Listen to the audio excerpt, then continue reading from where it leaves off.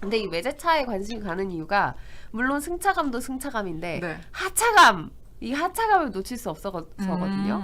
하차감? 네. 하차감이라는 건 뭐예요? 하차할 때 나는 그 기분? 그쵸. 이게 발렛 같은 거 이제 딱 맡기고 나 이런 차 타는 사람이 하고 하차할 약간 때 이렇게 하는 거? 이렇게 하고 이렇게 키 하는 이렇게 거? 이렇게 주고 하고? 네네. 그렇게 걸어가는 거? 네, 그런 이 하차감이라는 표현이 사실 저도 안지는 얼마 안 됐는데 좀 네.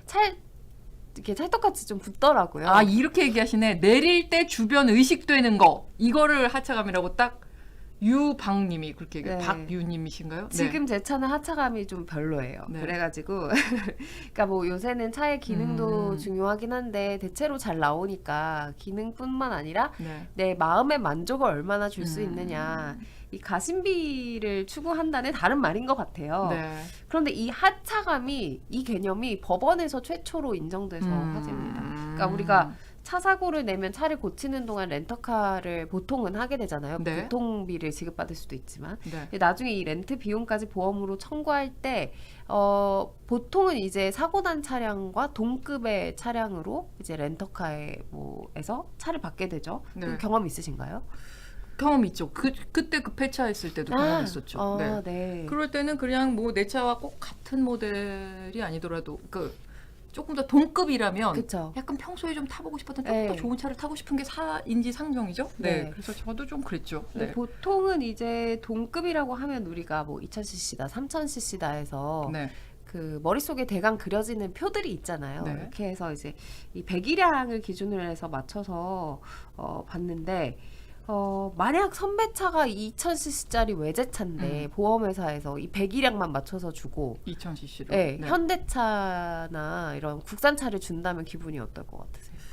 저는 뭐 그렇게 기분이 나쁠 것 같지는 않지만 조금 더 평소에 좀 타보고 싶었던 차를 줬으면 좋았을 걸 하는 마음은 좀 아쉬움은 있었겠죠. 좀 남는다.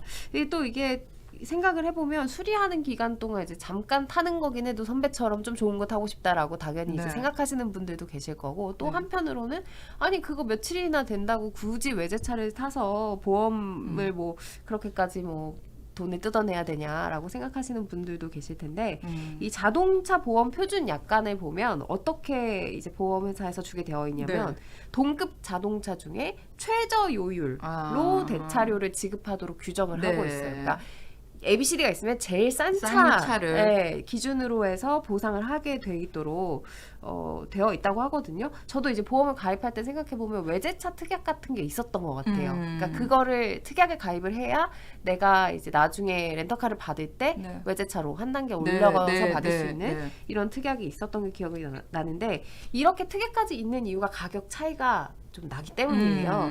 2000cc 기준으로 국산차의 대차료가 11만 원 정도면 외제차는 32만 원 정도로 거의 3배 차이가 정도 나네요. 차이가 난다고 하거든요. 그러니까 뭐 일주일 정도 수리 기간 잡는다고 하면 이거 어마어마한 차이가 나는 거죠. 지금 여기 마중물님께서 SUV 분위기입니다. 지장군. 그렇죠. 저는 평생 SUV만 탔습니다. 어떻게 정말요? 하셨죠? 지금 저는 SUV 애호가입니다. 그러나 레인지로버가 어울릴 것 같다고 하셨지만 저는 레인지로버를 살 돈은 없습니다.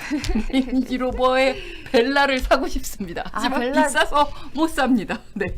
선배님 비싼 차잖아요. 벨라. 못 삽니다. 네. 어쨌든 SUV를 좋아합니다.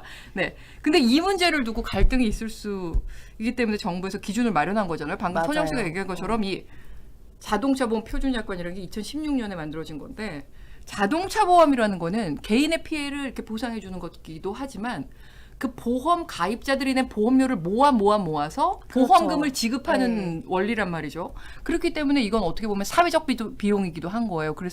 그러니까 최저 비용의 원칙이 반드시 적용이 돼야 되는 거죠. 그 많은 가입자들을 위해서. 이제 동급 같은 배기량이라면은 최저 요율을 지급하게 된 거겠죠, 선배 말처럼. 근데 이 기준을 어떻게 보면 좀 깬 판결이 이번에 나온 거예요. 그러니까 법원에서 피해 차량을 운행하지 못함으로 인한 손해는 피해 차량과 완전히 동일한 차량을 운행하는데 따르는 비용이라고 전제를 했어요.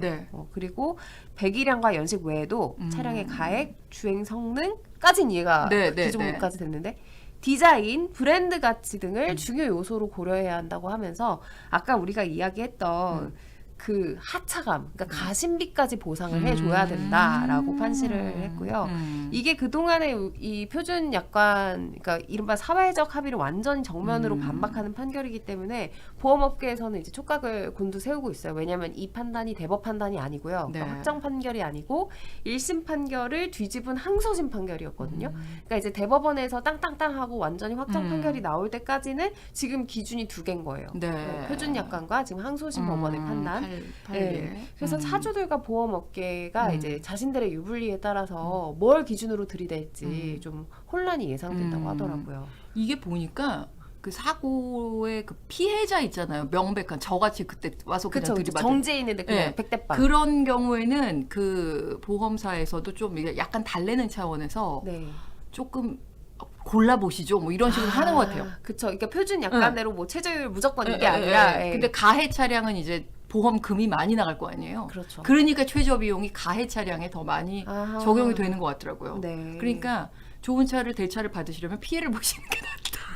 말도 안 되는 소리를 하면서 두 번째 이야기를 만나보겠습니다.